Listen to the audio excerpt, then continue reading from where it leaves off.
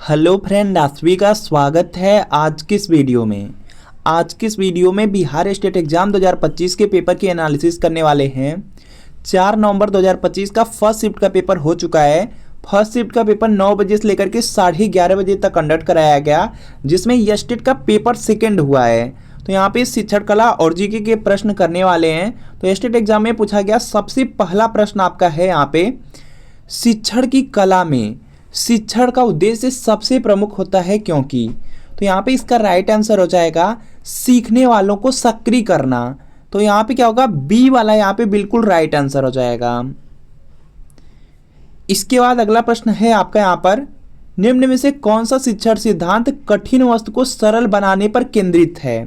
तो यहाँ पे इसका राइट आंसर हो जाएगा गेस्टाल्ट सिद्धांत। ऑप्शन नंबर बी में है, बी वाला बिल्कुल राइट आंसर है। इसके बाद अगला प्रश्न है कि शिक्षक केंद्रीय शिक्षण का सबसे बड़ा दोष क्या है। तो यहाँ पे इसका राइट आंसर हो जाएगा छात्रों की सक्रिय भागीदारी का अभाव रहता है। यहाँ पर आपका जो ऑप्शन नंबर ए है यह बिल्कुल राइट आंसर हो जाएगा। इसके बाद नेक्स्ट आपका है कि शिक्षण अधिगम प्रक्रिया में कौन सा चरण सबसे पहले आता है। तो यहाँ पे इसका राइट आंसर हो जाएगा, देखिए जो शिक्षण अधिगम प्रक्रिया है इसमें देखेंगे सबसे पहले आपका योजना बनाया जाता है, तो योजना पहले आता है, तो सी वाला राइट आंसर होगा। अगला है कि निम्न में से कौन सा शैक्षिक उद्देश्य नहीं है।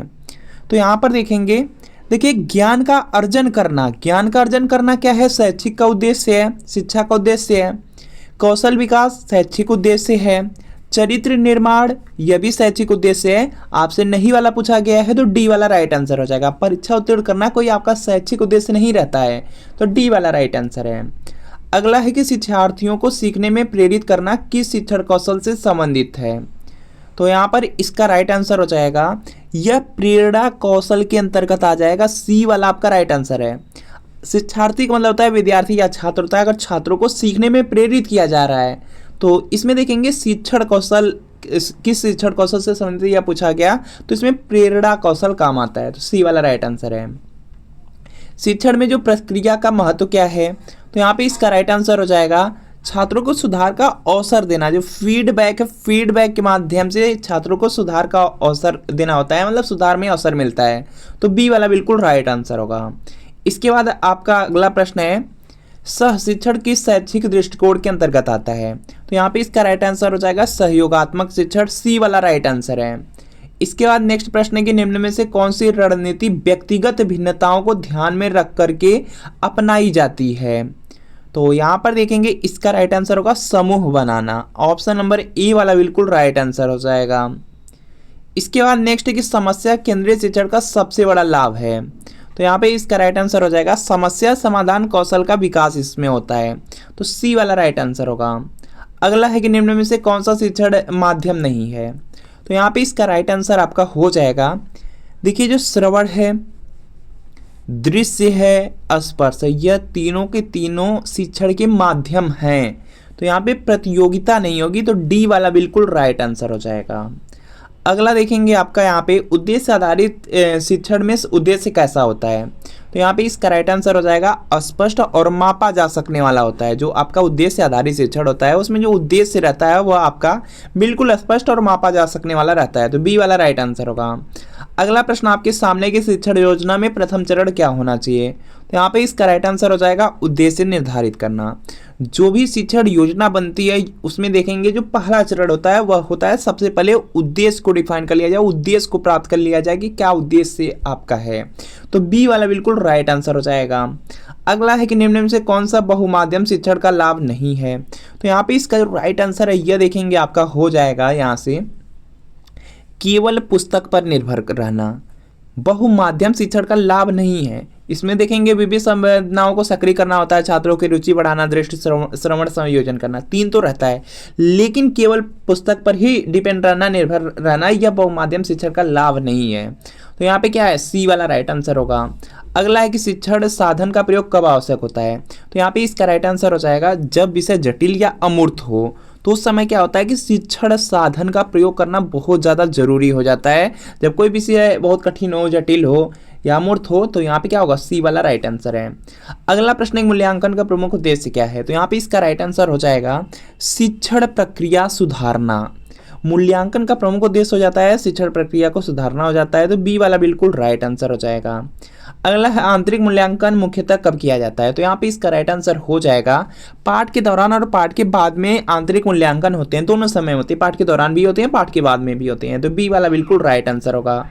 अगला प्रश्न है कि शिक्षा मन में प्रेरणा किस श्रेणी में आती है, तो यहाँ पे इसका राइट आंसर हो जाएगा मानसिक तैयारी होती है, सी वाला आपका राइट आंसर होगा। अगला है समूह शिक्षण का सबसे बड़ा लाभ है, तो यहाँ पे इसका राइट आंसर हो जाएगा यहाँ पे सहायता और सामाजिक अधिगम को बढ़ावा देना होता है, तो सी वाला राइट आंसर है। अगला है आपका कि शिक्षण शैली और जो शिक्षक तकनीक है उसमें मुख्य अंतर क्या है। देखिए एक तो शिक्षण शैली है, दूसरा शिक्षण की जो टेक्निक है उनमें क्या अंतर है, तो यहाँ पे इसका राइट आंसर हो जाएगा शिक्षण शैली जो है यह दृष्टिकोण है और जो तकनीक है वह कार्य विधि है, तो यहाँ पे क्या होगा आपका ऑप्शन नंबर बी वाला बिल्कुल यहाँ पे राइट आंसर हो जाएगा। इसके बाद नेक्स्ट आपका है कि शिक्षण में समावेशन का अर्थ है, तो यहाँ पे इसका राइट आंसर हो जाएगा कि सभी छात्रों को एक साथ सीखने का जो अवसर देना होता है वह शिक्षण में समावेशन होता है, ए वाला आपका राइट आंसर है। अगला है कि निम्न में से कौन सा शिक्षण में डिजिटल उपकरण का उदाहरण है, तो यहाँ पे इसका राइट आंसर हो जाएगा देखिए जो आपका प्रोजेक्टर होता है और जो स्मार्ट पटल आते हैं यह दोनों ही आपके यहाँ पे डिजिटल उपकरण के अंतर्गत आते हैं जो कि शिक्षा में प्रयोग किए जाते हैं, तो बी वाला बिल्कुल राइट आंसर होगा। अगला है कि शिक्षण सहायता सामग्री तैयार करते समय किन बातों का ध्यान रखना चाहिए, तो यहाँ पे इसका राइट आंसर हो जाएगा देखिए जो शिक्षण सहायता सामग्री है अगर उसको तैयार किया जा रहा है तो वह आपका यहाँ पे देखने लायक हो, दिखाई दे, सरल हो और छात्रों को आकर्षित करे, यह तीनों क्वालिटीज उसमें होनी चाहिए, तो यहाँ पे सी वाला राइट आंसर हो जाएगा। अगला प्रश्न है कि शिक्षण में निरंतरता क्यों आवश्यक है, तो यहाँ पे इसका राइट आंसर हो जाएगा छात्रों को सीखने का क्रम बनाए रखने के लिए शिक्षण में निरंतरता जरूरी है, तो बी वाला राइट आंसर है। अगला है सक्रिय अधिगम का अर्थ है, तो यहाँ पे इसका राइट आंसर हो जाएगा यहाँ से सक्रिय अधिगम में देखिए क्या होता है कि विद्यार्थी प्रश्न पूछें, चर्चा करें और अपना जो अनुभव है उसको भी साझा करें, तो यह क्या होता है सक्रिय अधिगम होता है, तो बी वाला बिल्कुल राइट आंसर होगा। शिक्षण प्रक्रिया में जो संयोजन है उसका क्या अर्थ है, तो यहाँ पे इसका राइट आंसर हो जाएगा विषय को तार्किक क्रम में प्रस्तुत करना आपका संयोजन होता है, ए वाला बिल्कुल राइट आंसर है। शिक्षण में प्रेरणा के स्रोत कौन कौन से हो सकते हैं, तो यहाँ पे इसका राइट आंसर हो जाएगा बाहरी पुरस्कार और जो आंतरिक रुचि है। शिक्षण में जो प्रेरणा रहती है उसमें क्या होता है कि अगर कोई बाहर से पुरस्कार दिया जाए तो यहाँ पे शिक्षण में हो सकता है कि अच्छी आपकी प्रेरणा बनी रहे, आपका मन करे, या तो आपके अंदर से आपकी रुचि हो उस काम को करने के लिए, तो यहाँ पे क्या होगा सी वाला राइट आंसर होगा। अगला है शिक्षण में उद्देश्य निर्धारण का सही तरीका क्या है, तो यहाँ पे इसका राइट आंसर हो जाएगा यह छात्र केंद्रित, मापा जा सकने वाला और व्यवहारिक उद्देश्य होना चाहिए। शिक्षण में जो उद्देश्य निर्धारण का जो सही तरीका है कि यहाँ पे जब भी शिक्षण में उद्देश्य निर्धारित करेंगे तो वह देखेंगे छात्र केंद्रित हो, मतलब कि छात्र के अकॉर्डिंग हो जो भी कुछ पढ़ाया जाए, और मापा जा सकने वाला हो और व्यवहारिक उद्देश्य भी हो, तो यहाँ पे क्या है सी वाला राइट आंसर है। अगला है कि शिक्षण में मूल्यांकन उपकरण कौन से हैं, तो यहाँ पे इसका राइट आंसर हो जाएगा, इसमें देखेंगे लिखित परीक्षा, मौखिक परीक्षा, परियोजना प्रस्तुति, यह सब आ जाते हैं, तो यहाँ पे क्या होगा आपका ऑप्शन नंबर बी वाला बिल्कुल राइट आंसर हो जाएगा। इनके माध्यम से क्या होता है मूल्यांकन हो सकता है। शिक्षण प्रक्रिया के मूल्यांकन के लिए शिक्षक को क्या करना चाहिए, तो यहाँ पे इसका राइट आंसर हो जाएगा प्रतिक्रिया लेकर के सुधार करना चाहिए। जो शिक्षण प्रक्रिया है, शिक्षण प्रक्रिया के मूल्यांकन के लिए शिक्षक को क्या करना चाहिए, तो प्रतिक्रिया लेना चाहिए, फीडबैक लेना चाहिए और उसमें सुधार करना चाहिए, तो बी वाला राइट आंसर है। किस मुगल शासक ने दीन ए इलाही नामक धर्म की स्थापना की थी, तो यहाँ पे जो दीन ए इलाही धर्म है अकबर ने चलाया था, तो बी वाला राइट आंसर है। भारत की सबसे ऊंची चोटी कौन सी है, तो यहाँ पे इसका राइट आंसर हो जाएगा कंचनजंगा है, ऑप्शन नंबर ए वाला बिल्कुल राइट आंसर हो जाएगा। भारत की सबसे ऊंची चोटी पूछा गया है तो यह आपका कंचनजंगा है।